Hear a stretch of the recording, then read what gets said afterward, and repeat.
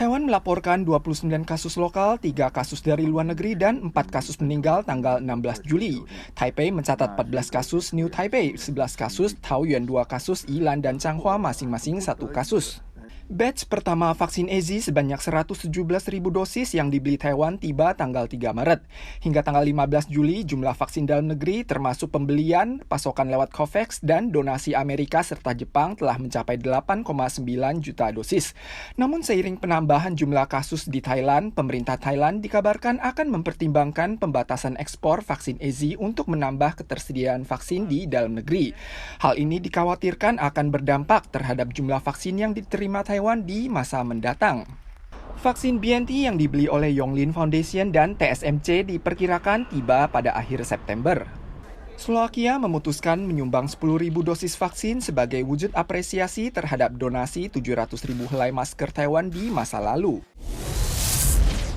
Taiwan masih belum mengizinkan penyuntikan vaksin merek berbeda.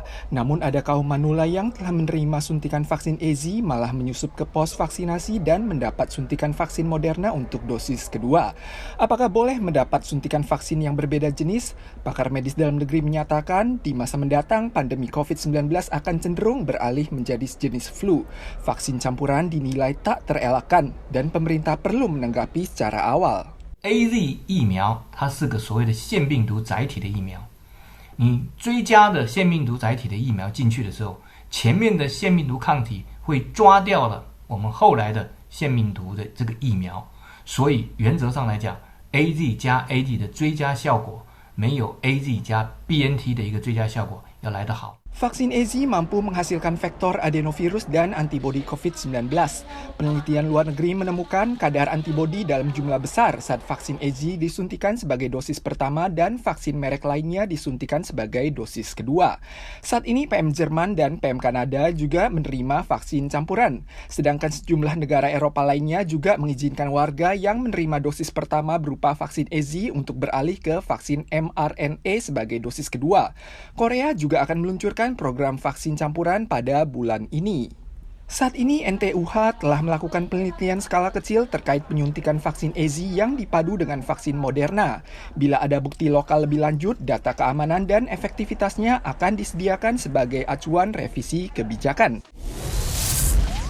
Indonesia mencatat 54.517 kasus positif dan 991 kasus meninggal tanggal 14. Angka kematian mencapai total 69.120 orang, menjadikan Indonesia lokasi rawan pandemi terbaru di kawasan Asia. Rumah duka kewalahan menangani korban tewas. Warga setempat ikut membantu menggali lubang pemakaman.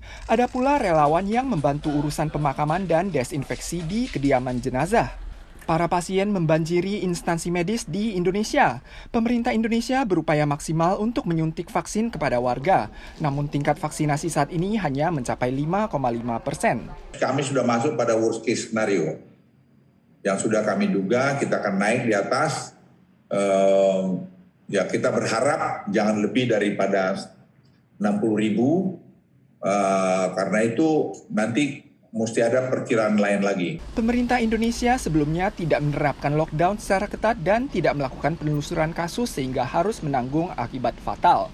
Tragedi serupa juga terjadi di Myanmar yang mencatat 145 korban meninggal dan 7.089 kasus baru tanggal 14. Serangkaian gempa mengguncang Hualien beberapa hari ini. Menurut CWB, gempa yang terjadi sejak tanggal 16 pukul 7 pagi itu berada di kedalaman 6,8 km dengan intensitas terkuat bermagnitudo 4 di kawasan Hualien. Sebanyak 16 gempa berskala 3 hingga 4,7 SR tercatat dalam waktu 2 jam. Jarak waktu antara guncangan sangat dekat. Di antaranya ada 15 guncangan yang terkonsentrasi pada pukul 7 hingga 8. Berdasarkan statistik, lebih dari 60 kali gempa telah terjadi dalam 3 hari terakhir sejak tanggal 14. Gempa susulan masih akan berlanjut selama kurang lebih sepekan, namun skalanya akan melemah. Frekuensi antar guncangan juga akan bertambah panjang. Peluang terjadinya gempa di atas 5 SR akan semakin mengecil.